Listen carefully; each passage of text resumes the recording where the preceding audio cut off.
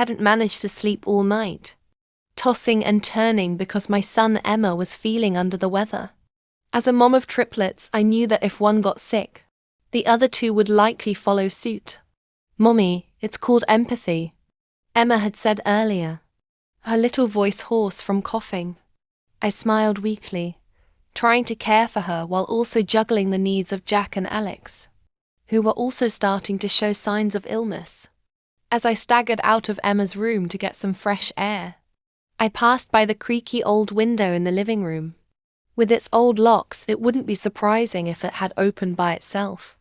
I approached it to close it, but as I did, I noticed a big white envelope on the floor. It must have blown in through the open window. I picked it up and my eyes widened as I saw my name on it, formally typed, not in anyone's handwriting I recognized. Curiosity got the better of me, and I opened the envelope, pulling out the contents. Little did I know, this letter would bring news that would alter the course of our lives, and the future of my triplets, Jack, Alex, and Emma, in ways I never could have imagined. But before I could start the reading, the kids surrounded me. They gathered around me, their curious eyes fixed on the letter in my hand. "Mom, what was that?" Jack asked, his voice filled with excitement. "Yeah, what was in the envelope?" Alex chimed in, his brow furrowed with interest. Emma, still sniffling from her cold, looked up at me with big, round eyes. "Tell us, Mommy." I hesitated, unsure of how to respond. The letter's contents were still sinking in, and I was struggling to process the news myself. "It's just some paperwork," I stammered. "Nothing important, kids. Let's focus on getting you all better, okay?" But the kids wouldn't let it go. "But Mum, you look so surprised," Alex pressed, his eyes narrowing slightly. I forced a laugh. "I was just surprised by the wind blowing the window open. That's all. Let's not worry about it, okay?" The kids exchanged skeptical glances, but I could see the curiosity still burning in their eyes. I knew I'd have to be careful not to arouse their suspicion. The letter's contents were too shocking, too life-changing to share with them just yet. I had to keep the secret, at least for now. As I looked at the letter again, I felt a shiver run down my spine. The words Marcus Miller's Thompsons, estate and beneficiaries, jumped out at me. Could it be true? Was the man I thought was just a beggar actually a millionaire? I pushed the thoughts aside, knowing I had to verify the information before I could even think about sharing it with the kids. But as I watched them go back to their games, my mind wondered. I could believe this was Marcus. My Marcus, the beggar. I met Marcus in the downtown sewers, near the little restaurant where I worked. It was the kind of place poor night shift workers came for warm soup and a moment of comfort. Marcus wasn't a customer. He stood outside, watching with quiet hunger. I was taking out the trash when I noticed him. He said he had no money, but I couldn't just walk away. I offered him a free meal. After that, we saw each other more often. One night, as I walked home, a group of men surrounded me. Violence wasn't uncommon where I lived, but it had never touched me until then. Marcus appeared out of nowhere and fought them off. From that night on, he became my silent protector. I fed him. He kept me safe. Eventually, he saved up enough to buy me a drink. We ended up spending the night together. Just one night. When I woke up, he was gone. Days turned into weeks and he never came back. Then I found out I was pregnant. That's when I returned to my mother's hometown. But now, the letter clearly says Marcus was the owner of Miller's Thompson's estates. The letter said we are to leave from here and go to the location provided to meet him. As I packed our belongings, my mind was racing with thoughts of what lay ahead. What if Marcus had a wife already? Would she be okay with me and the kids being part of his life? What if she didn't want us around? I thought about taking the kids and disappearing, going somewhere far away where Marcus couldn't find us. But then I remembered that he's rich.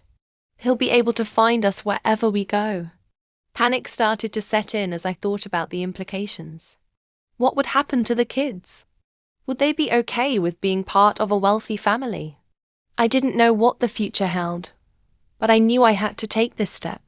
As we hailed a taxi, the kids looked at me with curious eyes. "Where are we going, Mommy?" Jack asked, his voice filled with excitement. "Yeah.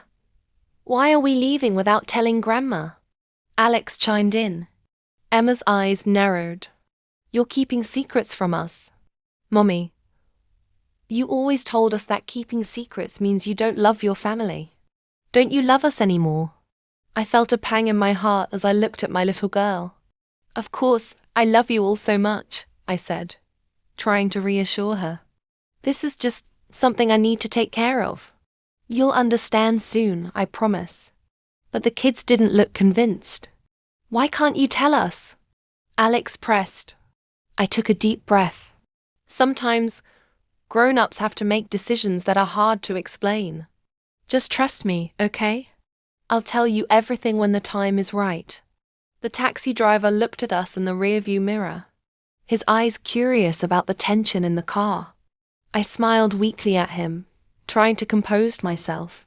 The kids looked at each other, then back at me, their faces filled with uncertainty. As we were driving in the taxi, a car suddenly stopped in front of us, blocking our path. The driver honked the horn, but the other car didn't budge. "What's going on?" I asked the driver, feeling a sense of unease. He shrugged. "I don't know, ma'am. Maybe it's a breakdown or something." But before he could finish speaking, men emerged from the car, their faces stern and menacing. "Get out of the taxi." One of them barked, his eyes fixed on us. The kids and I exchanged terrified glances. "What's happening?" I whispered, but the men didn't respond. They pulled us out of the taxi, and the kids started crying, clinging to me in fear. "We want to go home," Emma wailed. "We want to go back to Grandma." I felt like crying too, but I tried to stay strong for the kids. It's okay, I whispered, trying to comfort them. But it only got worse. The men pulled out guns, pointing them at us, and my heart sank. "Move," one of them growled, pushing us towards another vehicle. We were taken to a dark, dingy room and locked in. The kids were shaking with fear, and I tried to hold them close, to comfort them. "Mum, I'm scared," Emma whispered, her voice trembling. I held her tight. "I'm here, baby. I'll protect you. We'll get through this, I promise." But as the darkness closed in around us, I couldn't shake the feeling that we were in grave danger. The men only came in to give us food and blankets, their faces expressionless and cold. As the hours ticked by, the kids grew quieter, their eyes fixed on me with fear and uncertainty. I tried to reassure them, but I couldn't shake the feeling that I may have been tricked. Just then a door opened again, and the witch was flipped open. My eyes fall on a beautiful, well-dressed woman. As far as I was concerned, this woman might be really rich with all of those jewelries. The woman stepped into the dimly lit room, her eyes fixed on me with a mixture of disdain and calculation. "You're the one," she said, her voice dripping with venom. "The mother of Marcus's children. I won't let you near him. He's mine." She pulled out a briefcase filled with cash and waved it at me. "Take this. Take all the money you need. Just stay away from Marcus." I shook my head, my voice firm. "I don't want your money. I won't break up a marriage for anything in the world." Juliet's expression twisted in anger, but before she could respond, a man's voice echoed through the room. "Juliet, what do you think you're doing?" Marcus stepped into the room, his eyes fixed on Juliet with a mixture of disappointment and frustration. "Why would you do such a thing to your future sister-in-law and nephews?" he asked, massaging his forehead.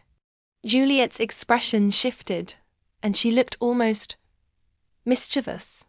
"I wanted to see if she'd leave you for money," she said, her voice casual. And I have to say, I'm a little impressed.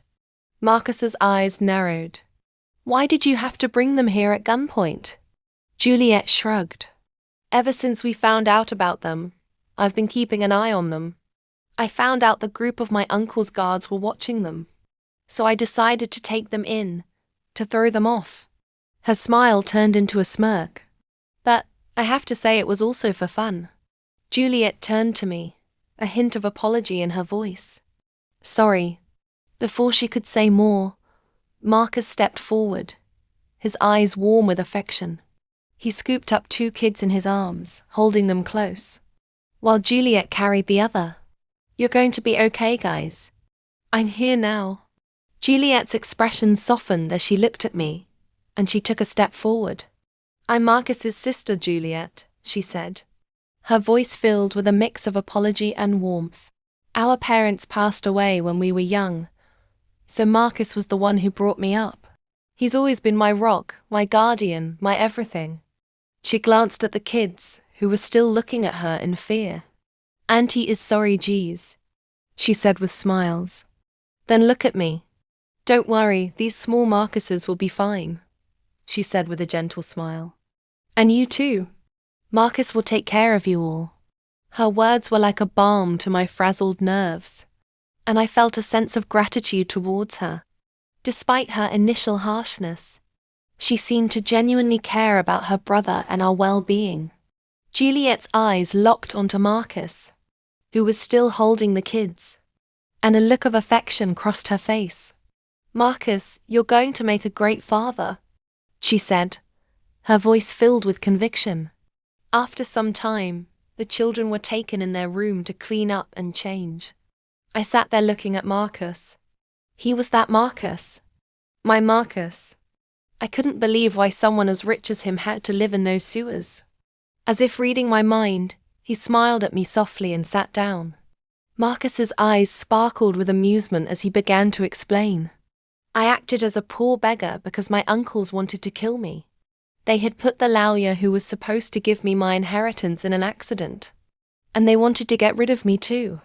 Before the lawyer could reach me, I listened, entranced, as Marcus told me how he had to hide to survive. My uncles never thought I'd be able to cope with hunger, so they never found me.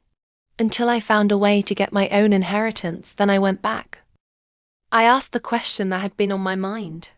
How did you know about the kids? Marcus's smile softened. The day I left, I knew I was going to go back. But I couldn't take you with me. I had no power to protect you. After I got a strong hold, I sent people to look for you. But you'd moved away. Someone told me you'd moved because you were pregnant. He took a deep breath, his eyes locked on mine. I was looking for you. If you were married, I would have given you all the money you needed. And if not, I would ask to marry you. As he spoke, Marcus knelt down, a ring in his hands. Will you do me the honor of marrying me? The kids, fresh from their bath and dressed in new clothes, walked into the room, took one look at the scene, and burst out laughing. Mommy, don't accept him, Emma said, giggling. He has to work hard first. If you like him later, we'll get married. The room erupted in laughter and Marcus grinned, relieved. I guess I have some work to do to win over the kids.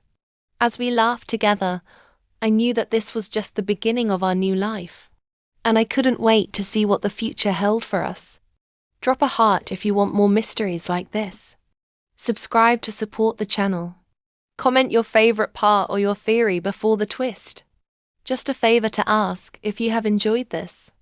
Check that you have liked the video and subscribed. A like means support.